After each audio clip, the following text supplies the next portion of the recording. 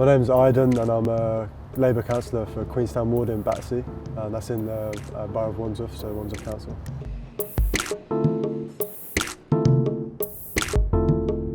So I grew up in Battersea, my mates from around here. I went to school in Wandsworth. I'm one of the only councillors that was educated in the borough. And yeah, this is my ends, this is where I grew up.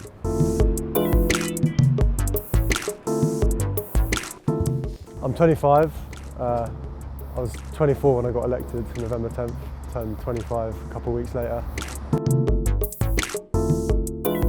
For someone who loves London, I live and breathe London, I live and breathe South London, like this is like, you know, kind of ideal for me. Battersea's transforming, and transformation isn't bad in and of itself, it's such an unequal transformation. We got one of the biggest regenerations in Europe at the Nine Elms development, which is the Battersea Power Station development. Thousands and thousands of new homes, 7% of those social. The affordable ones are unaffordable to most people, 80% of market rate, and these flats are costing $1 million upwards, so you know, I don't think affordable is the right word.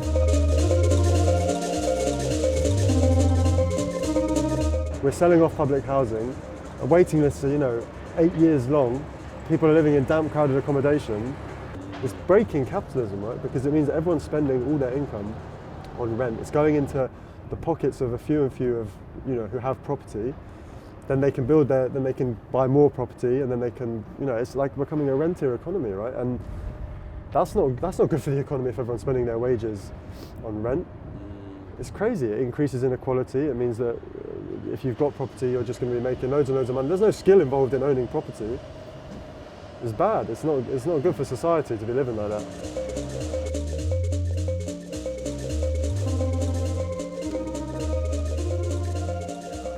Yeah, you're right, Rosemary. Good to see you. How's it going? Well, how are you? I'm okay. Yeah. With the development and stuff, it'll change the face of the area as well, and it'll give the less fortunate or the less privileged like a sense of what to aspire for. Oh. So yeah, I think this is a good area. Yeah. Do you think your kids will be able to afford to live in there? Well, hopefully.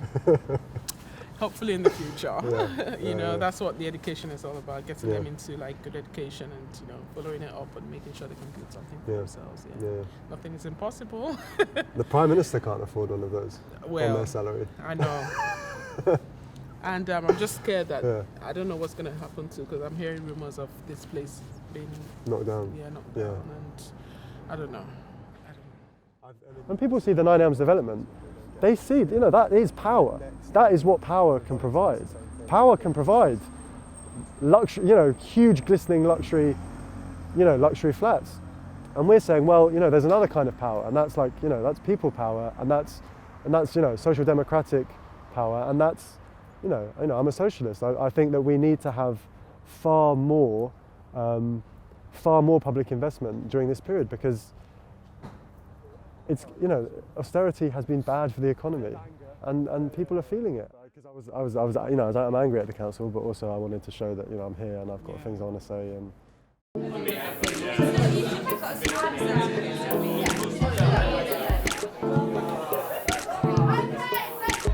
I think a lot of this is coming from fear. I can give an example from my own constituency. Wandsworth has taken one Syrian refugee family, and I bet a lot of you in this room will be very, very frustrated by that. We should take more. And I spend every single day talking to people in social housing who are overcrowded, who have damp, bad conditions, and who have been sitting on the waiting list for 4 years. And I think, how will they respond if we house more Syrian families in this country? And I know a lot of them will be really, really angry. And it seems like a lose-lose game because of the pressure that people are under. People are under so much pressure. The housing crisis is so strong that people feel like there's no hope and they have to defend their own. And that means that the left is on the back foot, because the right can exploit that very, very well. I remember one particular day we knocked on someone's door and they said, oh, you know, I'm frustrated, I've got 2 kids, they work really hard, they both live at home. And I said, you know, I live at home with my mum. And the person next to me was campus and said, yeah, I live with my dad.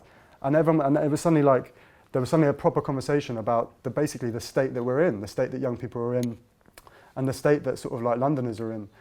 Like generational inequality and injustice that have become deeper and are screwing over young people, basically, right? So young people are characterised as politically apathetic, often not engaged, not clued up, and I think that's a myth. People just feel powerless, and they feel powerless for totally legitimate reasons. And sometimes people, you know, turn off because the realities of their lives get in the way, and it's not because they're not political, they're overtly political, they know what's going on, they just feel like they can't make a difference.